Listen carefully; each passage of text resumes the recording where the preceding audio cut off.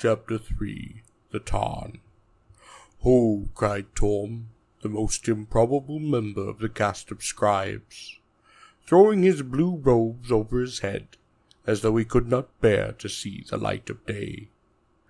Out of the robes then popped the sandy-haired head of the scribe, his pale blue eyes twinkling on each side of that sharp needle of a nose.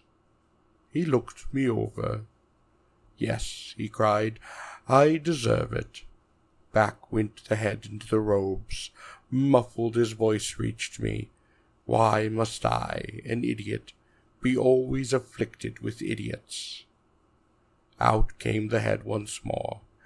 Have I nothing better to do? Have I not 1,000 scrolls gathering dust on my shelves, unread, unstudied? "I don't know," I said. "Look," he cried in actual despair, waving his blue-robed arms hopelessly at the messiest chamber I had seen on Gor. His desk, a vast wooden table, was piled with papers and pots of ink, and pens and scissors and leather fasteners and binders. There was not a square foot of the chamber that did not contain racks of scrolls, and other, hundreds perhaps, were piled like cord wood here and there. His sleeping mat was unrolled, and his blankets must not have been aired for weeks. His personal belongings, which seemed to be negligible, were stuffed into the meanest of the scroll racks. One of the windows into Torm's chamber was quite irregular, and I noted that it had been forcibly enlarged. I imagined him with a carpenter's hammer, angrily cracking and banging away at the wall, chipping away the stone, that more light might enter into his room. And always under his table a brazier filled with hot coals burned near the feet of the scribe, perilously close to the scholarly litter with which the floor was strewn. It seemed that Torm was always cold, or at best never quite warm enough. The hottest of days would likely find him wiping his nose upon the sleeve of his blue robes, shivering miserably and lamenting upon the price of fuel. Torm was of slight build, and reminded me of an angry bird which enjoys nothing so much as scolding the squirrels. His blue robes were worn through in dozen spots, only 2 or 3 of which had been nipply intact by thread. One of his sandals had a broken strap that had been carelessly knotted back together. The Gorians I had seen the past few weeks had tended to be meticulous in their dress, taking great pride in their appearance. But Torm apparently had better things on which to spend his time. Among these things, unfortunately, was berating those like myself who were hapless enough to fall within the ambient of his wrath. Yet, in spite of his incurable eccentricities, his petulance and exasperation, I felt drawn to the man, and sensed in him something I admired, a shrewd and kind spirit, a sense of humor, a love of learning, which can be one of the deepest and most honest of loves. It was this love for his scrolls and for the men who had written them, perhaps most centuries before, that most impressed me about Torm.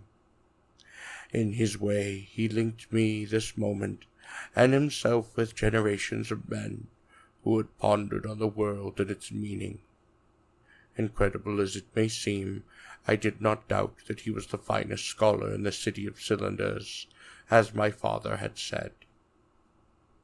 With annoyance, Torm poked through one of the enormous piles of scrolls, and at last upon his hands and knees fished out one skimpy scroll, set it in the reading device. A metal frame with rollers at both the top and bottom, and, pushing a button, spun the scroll to its opening mark. A single sign. "Al-Ka," said Torm, pointing one long, authoritative finger at the sign. "Al-Ka," he said. "Al-Ka," I repeated. We looked at one another, and both of us laughed. A tear of amusement formed along the side of his sharp nose. His pale blue eyes twinkled. I begun to learn the Korean alphabet. In the next few weeks I found myself immersed in intrinsic activity, interspersed with carefully calculated rest and feeding periods. At first only Tom and my father were my teachers, but as I began to master the language of my new home, numerous others, apparently of Earth stock, assumed responsibility for my lessons in special areas. Tom's English, incidentally, was spoken with a Korean accent. He had learned our tongue from my father.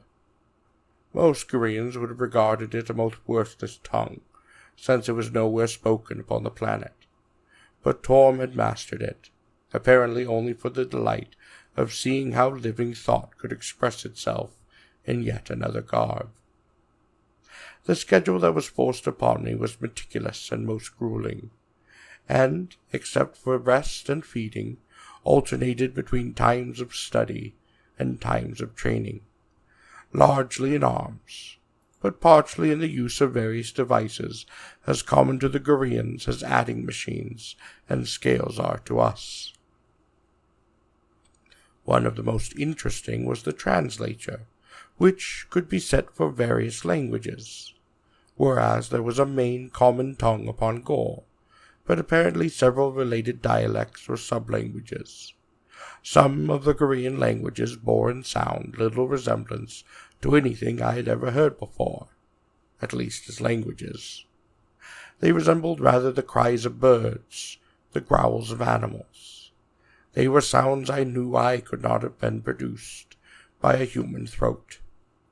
Although the machines could be set for various languages, one term of the translation symmetry, at least in the machines I always saw, was always Korean. If I set the machine to say, language A, and I spoke Korean into it, after a fraction of a second, it would emit a succession of noises, which the translation of my Korean sentences into language A. On the other hand, a new succession of notes in A would be received by the machine and emitted as a message within Korean. My father, to my delight, had taped one of these translation devices with English, and accordingly it was a most useful tool in working out equivalent phrases. Also, of course, he and Tom worked intensively with me. The machine, however, particularly to Tom's relief, allowed me to practice upon my own. These translation machines are a marvel of miniaturization, each of them about the size of a portable typewriter, being programmed for 4 non-Korean languages. The translations, of course, are rather literal. The vocabulary is limited to recognitions of only about 25,000 equivalencies for each language. Accordingly, for subtle communications or the fullest expression of thought, the machines are inferior to a skilled linguist. The machine, however, according to my father, retained the advantage that its mistakes would not be intentional, and that its translations, even if inadequate, would at least be honest. You must learn, Torm said matter-of-factly, the history and legends of Gor, its geography, economics, its social structures and customs, such as the caste system and clan groups, the right of placing a homestone, places of sanctuary, when quarter is and is not permitted in war, and so on. And I did learn these things, or as much as I could in the time that I was given. Occasionally Tom would cry out in horror as I made a mistake, incomprehension and disbelief written large upon his features. He would then sadly take up a large scroll containing the work of an author of whom he disapproved, and would strike me smartly upon the head with it. One way or another, he was determined that I should profit by his instructions. Oddly enough, there was very little religious instruction, other than to encourage awe of the priest-kings, and what there was, Tom refused to administer, insisting that that was the province of the initiates. Religious matters on this world tend to be rather carefully guarded by the caste of initiates, who allow members of the other castes little participation in their sacrifices and ceremonies. I was given some prayers to the priest-kings to memorize, but they were all in Old Gorean, a language cultivated by the initiates, but not spoken generally on the planet, and I never truly bothered to learn them. To my delight, I learned that Tom, whose memory was phenomenal, had forgotten them years ago. I sensed that a certain distrust existed between the caste of scribes and the caste of initiates. The ethical teachings of Gor, which are independent of the claims and propositions of the initiates, amount to little more than the caste codes, collection of sayings whose origins are lost in antiquity. I was specially drilled upon the code of the warrior caste. "It's just as well," spoke Tom. "You would never make a scribe." The code of the warrior was, in general, characterized by rudimentary chivalry, emphasizing loyalty to the pride chiefs and the homestone. It was harsh, but with a certain gallantry, a sense of honor that I could respect. A man could do worse than live by such a code. I was also instructed in the double knowledge. That is, I was instructed in what the people on the whole believed, and when I was instructed in what the intellectuals were expected to know. Sometimes there was a surprising discrepancy between the two. For example, the population as a whole, or the caste below the high castes, were encouraged to believe that their world was a broad, flat disk. Perhaps this was to discourage them for exploration, or to develop in them a habit of relying upon the common sense prejudices, something of a social control device. On the other hand, the high castes, the warriors, builders, scribes, initiates, and physicians, were told the truth of such matters, perhaps because it was thought that they would eventually determine it for themselves, from observations such as the shadow of their planet on one or another of Gor's 3 small moons during the eclipses. The phenomenon of sighting the tops of a distant object first, and the fact that certain stars could not be seen from certain geographical positions. If the planet had been flat, precisely the same set of stars would have been observable from every single position upon its surface. I wondered, however, if the second knowledge, that of the intellectuals, might not be as carefully tailored to preclude inquiry upon their level as the first knowledge apparently was to preclude inquiry upon the level of the lower castes. I would guess that there was certainly a third knowledge, and that was reserved to the priest-kings. "The city-state," said my father, speaking to me late one afternoon, "is the basic political division upon Gor. Hostile cities, controlling what territory they can in their environs, surrounded by a no-man's land of open ground upon every side." "But how is leadership determined in these cities?" I asked. "Rulers," he said, "are chosen from any of the high caste." "High caste?" I asked.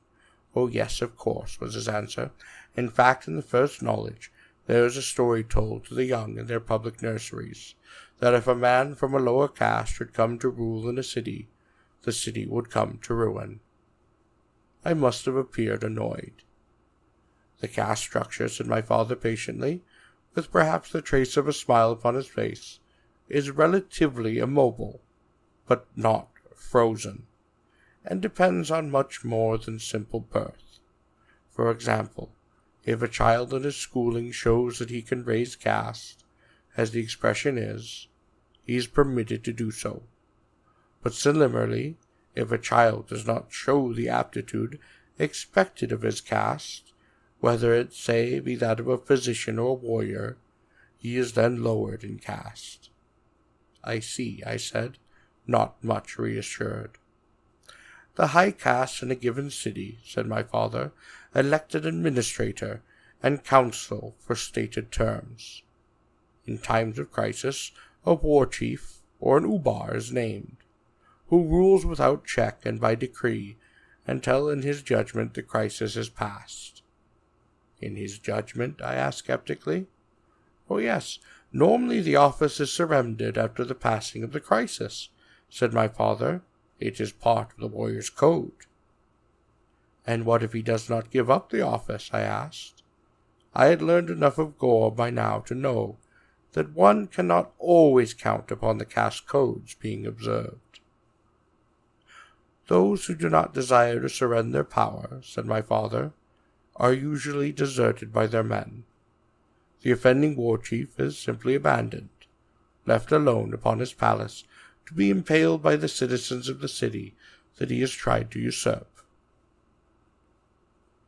I nodded, imagining a palace, empty save for one man, sitting alone upon his throne, clad upon his robes of state, waiting for the angry people outside the gates to break through and to work out their wrath.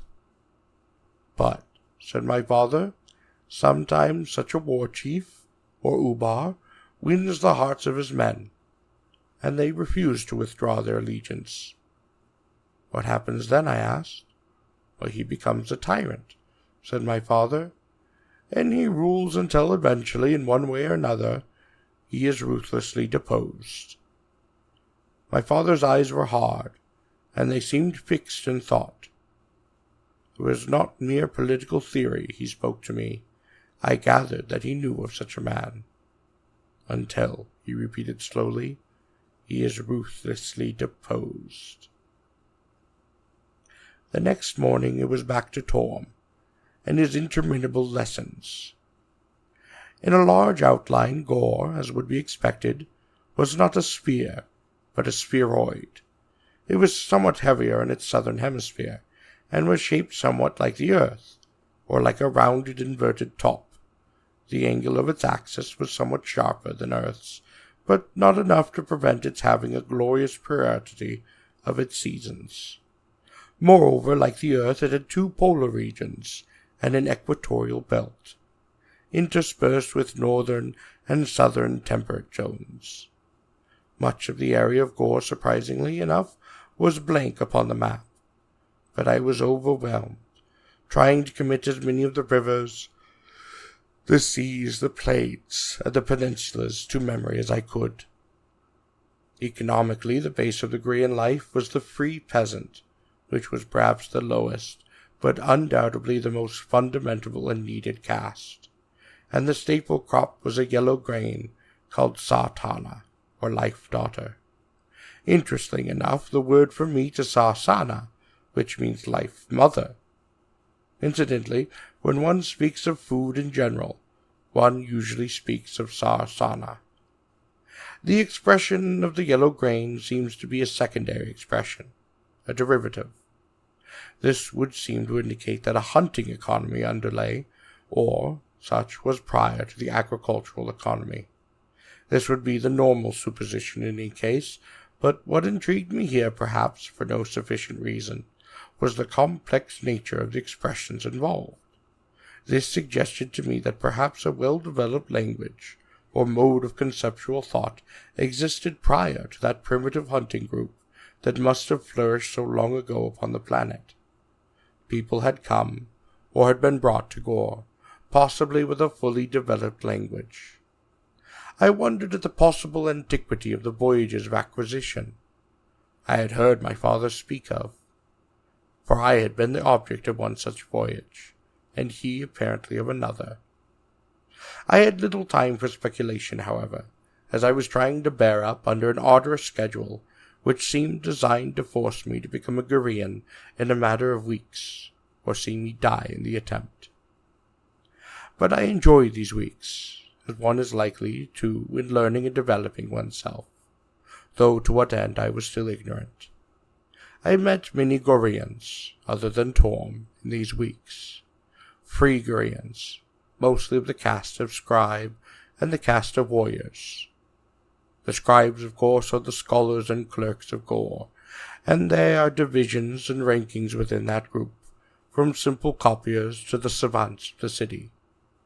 I had seen but few women, but knew that they, when free, were promoted or demoted within their caste system, according to the same standards and criteria as the men. Although this varied, I was told considerably from city to city. On the whole, I liked the people I met, and I was confident that they were very largely of Earth stock, that their ancestors had been brought to the planet upon voyages of acquisition. Apparently, after being brought to the planet, they had simply been released, much as an animal might be released within a forest preserve, or a fish stocked free within a river. The ancestors of some of them might have been Chaldeans, or Celts, or Syrians, or even Englishmen, brought to this world over a period of centuries from the many different civilizations. But their children, of course, and their children, eventually became simply Gorean. In the long ages on Gor, almost all traces of Earth origin had vanished. Occasionally, however, an English word in Gorean, like axe or ship, would delight me. Certainly other expressions seemed clearly to be of Greek or German origin, and if I had been a skilled linguist, I undoubtedly would have discovered hundreds of parallels and affinities, grammatical and otherwise, between Gorean and the various of the Earth languages. Earth's origin, incidentally, was not part of the first knowledge, though it was of the second. Torm, I once asked, why is Earth origin not part of the first knowledge? Is it not self-evident, he asked. No, I said. Ah, he said, and he closed his eyes very slowly, and he kept them shut for over a minute, during which time he was apparently subjecting the matter to the most intense of scrutiny. You are right, he said at last, opening his eyes. It is not self-evident. Then what do we do? I asked. We continue with lessons, said Torm. The caste system was socially efficient, given its openness with respect to merit, but I regarded it as somehow ethically objectionable. It was still much too rigid, in my opinion, particularly with respect to the selection of rulers from the high castes, and with respect to the double knowledge. But far more deplorable than the caste system was the institution of slavery.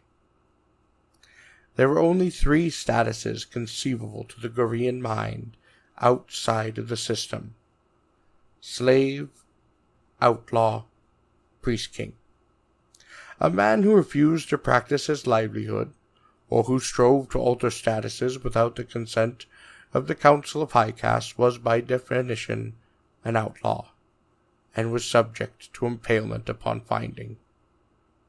The girl that I had originally seen had been a slave, and what I had been taken to be jewelry around her throat had been her badge of servitude. Another such badge was a brand concealed by her clothing. The latter marked her as a slave, and the former identified her master. One might change one's collar, but never one's brand. I had not seen the girl since the first day. I had wondered what had become of her, but I did not inquire. One of the first lessons I was taught upon Gor was that concern for a slave is out of place. I decided to wait. I did learn, casually from a scribe but not Torm, that slaves were not permitted to impart instruction to any free man, since it would place them in their debt, and nothing was ever owed to a slave. If it was in my power, I resolved to do what I could to abolish what seemed to me a most degrading condition.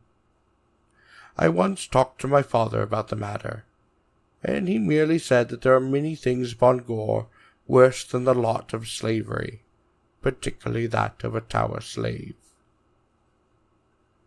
Without warning, and with most blinding speed, the bronze-headed spear flew toward my breast. The heavy shaft blurred like a comet's tail behind it, and I twisted. The blade cut through my tunic most cleanly, creasing the skin with a line of blood as sharp as the razor blade.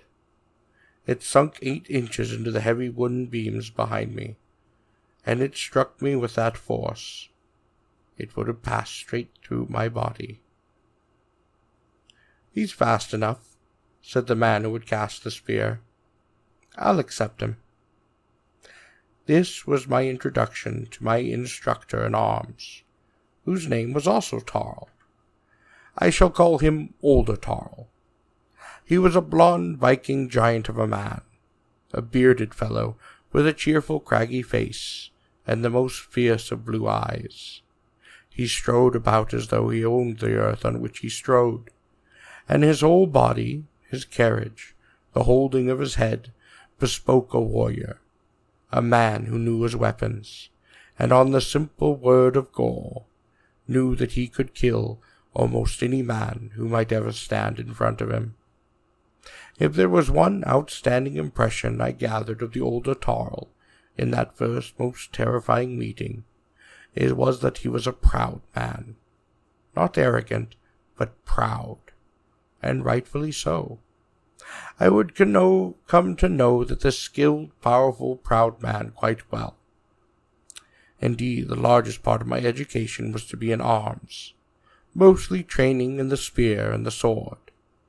The spear did seem light to me because of the lower gravity, and I soon developed a dexterity in casting it with such considerable force and accuracy that I could penetrate a shield at most close distance, and I managed to develop a skill sufficient enough to hurl it through a thorn hoop about the size of a dinner plate at 20 yards. I was also forced to learn to throw the spear with my left hand. Once I objected. "What if I was wounded in the right arm?" demanded the older Tarl. "What would you do then?" "Run," suggested Torm, who occasionally observed these practice sessions. "No," cried the old Tarl, "you must stand, and be slain like a warrior."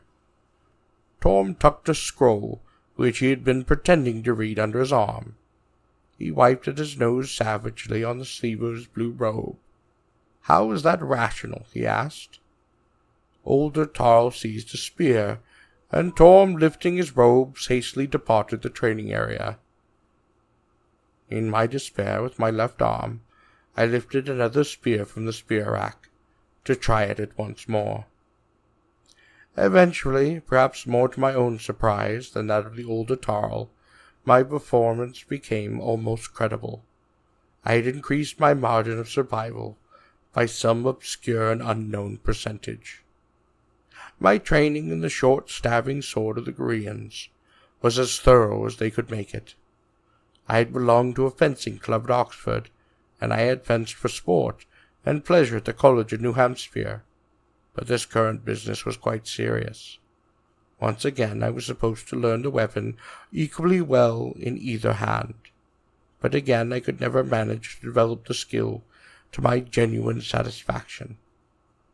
I acknowledged to myself that I was inevitably stubbornly right-handed, for better or for worse. During my training with the sword, older Tarl cut me unpleasantly a number of times, shouting out annoyingly enough, I thought, "You are dead." At last, near the end of my training, I managed to break through his guard and, pulling my stroke, to drive my blade against his chest. I bedrew it bright with his blood, and he flung down his sword with a crash on the stone tiles and clasped me tightly to his bleeding chest, laughing. "I am dead," he shouted in loud triumph. He slapped me upon the shoulders, proud as a father who had taught his son chess and had finally been defeated for the first time. I also learned that the use of the shield, primarily to meet the cast spear, obliquely so that it would deflect harmlessly. Toward the end of my training I always fought with shield and helmet.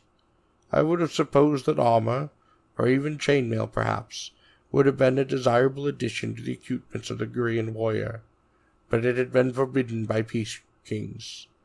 A possible hypothesis to explain this is that the priest kings may have wished war to be a biologically selective process, in which the weaker and slower perish and fail to reproduce themselves.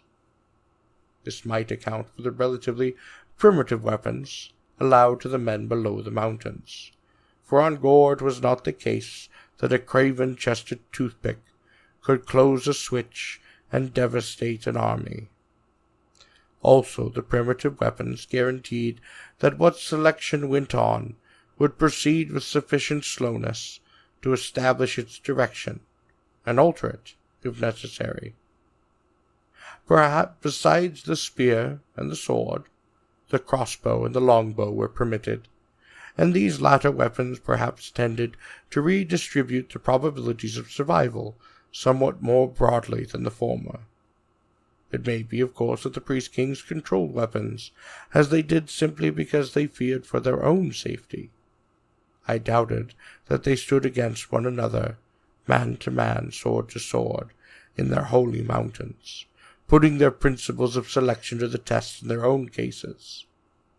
Incidentally speaking of the crossbow and longbow, I did receive some instruction in them, but not much. The older Tarl, my redoubtable instructor in arms, did not much care for them, regarding them as secondary weapons, almost unworthy for the hand of a warrior. I did not share his contempt, and occasionally during my rest periods had sought to improve my own proficiency with them. I gathered my education was nearing an end. Perhaps it was in the lengthening of the rest periods. Perhaps it was in the repetition of the materials that I had already encountered. And perhaps it was something in the attitude of my instructors. I felt that I was nearly ready, but for what I had no idea. One pleasure of these final days was that I had begun to speak Korean with the faculty that comes from constant contact with an intensive study of a language. I had begun to even dream in Korean, and to understand easily the small talk of my teachers among themselves when they were speaking for one another and not for the ears of an outlander. I had begun to think in Korean as well, and after a time I was conscious of a deliberate mental shift involved in thinking in English. After a few English sentences or a page or so in one of my father's books, I would be at home again in my native tongue. But the shift was still there, and it was necessary. I was now fluent in Korean. Once, when I was struck by the older Tarl, I even cursed in Korean, and he had laughed. This afternoon, when it came time for our lessons, he was not laughing. He entered my apartment carrying a metal rod about 2 feet long, with a long leather loop attached. It had a switch in the handle, which could be set into 2 positions, an on and an off, like a simple torch. He wore another such instrument slung from his belt. "This is not a weapon," he said. "It is not to be used as a weapon." "What is it?" I asked. "A Tarn goad," he replied. He snapped the switch on the barrel to the on position and struck the table. It showered sparks and a sudden cascade of yellow light, but left the table unmarked. He turned off the goad and extended it to me, and as I reached for it, he snapped it on and slapped my palm. A billion tiny yellow stars, like pieces of fiery needles, exploded within my hand. I cried out in shock, and I thrust my hand to my mouth. It had been like a sudden, severe electrical charge, like the striking of a snake in my hand. I examined. It was unhurt. "Be careful of a Tarn goad," said old Tarl. "It is not for children." I took it from him, this time being careful to take it near the leather loop, which I fastened around my wrist. The older Tarl was now leaving, and from it I understood that I was to follow him. We ascended a spiral staircase inside the cylinder, and climbed for what must have been dozens of apartment levels. At last we emerged upon the flat roof of the cylinder. The wind swept across the flat circular roof, tugged one toward the edge. There was no protective rail. I braced myself, wondering at what was to occur. Some dust blew against my face. I shut my eyes. The older Tarl took a Tarn whistle, or Tarn call from his tunic, and blew out a piercing blast. I had never before seen one of the Tarns, except upon a tapestry in my apartment, and in illustrations in certain books that I had studied, devoted to the care, breeding, and equipment of the Tarns. That I had not been trained for this moment was intentional, as I later discovered. The Goreans believe, incredibly enough, that the capacity to master a Tarn is innate, and that some men possess this characteristic, and some do not. One does not learn to master a Tarn. It is a matter of blood and spirit, of beast and man, of a relation between two beings which must be immediate, intuitive, and spontaneous. It is said that a Tarn knows who is a Tarnsman, and who is not, and that those who are not die upon their first meeting. My first impression was that of a rush of wind, and a great snapping sound as if a giant might be snapping an enormous towel or a scarf. Then I was cowering, awe-stricken, within a great winged shadow. An immense Tarn, his talons extended like gigantic steel hooks, his wings sputtering fiercely upon the air. He hung above me, motionless, except for the beating of his wings.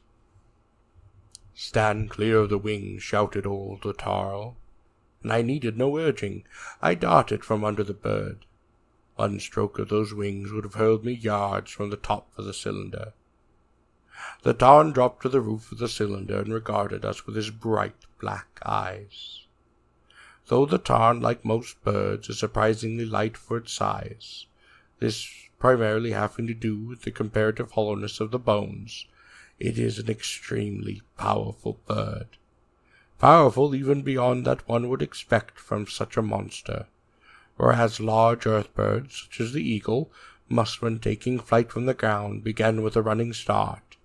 The Tarn, with its incredible dense musculature, aided undoubtedly by the somewhat lighter gravity of Gor, can, with a spring and a sudden flurry of its giant wings, lift both himself and his rider high into the air.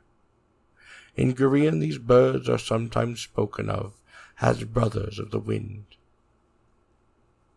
The plumage of the Tarns is various, and they are bred for their colors as well as their strength and their intelligence.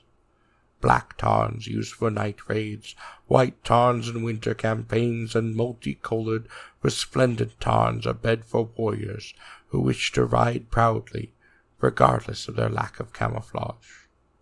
The most common Tarn, however, is a greenish-brown. Disregarding the disproportion in size, the earth bird to which the Tarn most resembles is the hawk, with the exception that it has a crest somewhat in the nature of a jay. Tarns, who are most vicious things, are seldom ever more than half tamed, and like their diminutive earthly counterparts, the hawks, are all carnivorous. It is not unknown for a Tarn to attack and to devour his own rider. They fear nothing but the Tarn goad, and they are trained by men of the caste of Tarn keepers to respond to it while still young, when they can be fastened by wires to their training perches. Whenever a young bird soars away or refuses obedience in some fashion, he is always dragged back to the perch and beaten with the Tarn goad. Rings comparable to those which are fastened upon the legs of the young birds are worn by the adult birds to reinforce their memory of the hobbling wire and the Tarn goad. Later, of course, the adult birds are not fashioned, but the conditioning given them in their youth usually holds, except when they become abnormally disturbed or have not been able to obtain food. The Tarn is one of the two most common mounts of a Gorean warrior. The other is the High Thorlian, a species of saddle lizard, used mostly by clans who have never mastered Tarns. No one in the City of Cylinders, as far as I knew, maintained Thorlians, though they were supposedly quite common upon Gor, particularly in the lower areas, swamplands, and the deserts. The older Tarl had mounted his Tarn, climbing out the 5-rung leather mounting which hangs upon the left side of the saddle, and is pulled up and tied in flight. He fastened himself in the saddle with a broad purple strap, and tossed me a small object, which nearly fell from my trembling hands. It was a Tarn whistle, with its own note, which would summon a Tarn, and one Tarn only, the mount which was intended for me. Never since the panic of the disoriented compass back in the mountains of New Hampshire had I been so frightened. But this time I refused to allow my fear the fatal inch that it required. If I was to die, it would be. If I was not to die, then I would not. I smiled to myself in spite of my now deep fear, amused at the remark that I had addressed to myself. It sounded something out of the code of the warriors, something which, if taken literally, would seem to encourage its believer to take not the slightest or more sane precaution for his own safety. I blew a note upon the whistle.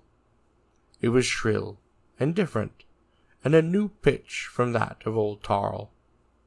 Almost immediately from somewhere, perhaps from some ledge out of sight, rose a fantastic object, another giant Tarn, even larger than the first, a glossy sable Tarn, which circled the cylinder once, wheeled towards me, landed a few feet away, his talons striking upon the roof with a sound like hurled gauntlets, for his talons were shod with steel, a war Tarn. He raised his curved beak to the sky, and he screamed, lifting and shaking his mighty wings. His enormous head turned toward me, and his round, wicked eyes blazed in my direction. The next thing I knew, his beak opened, and I caught a brief sight of his thin, sharp tongue, as long as a man's arm. It darted out and back, and then snapped at me. He lunged forward, striking at me with his monstrous beak, and I heard the older Tarl cry out in horror, "The goad! The goad!"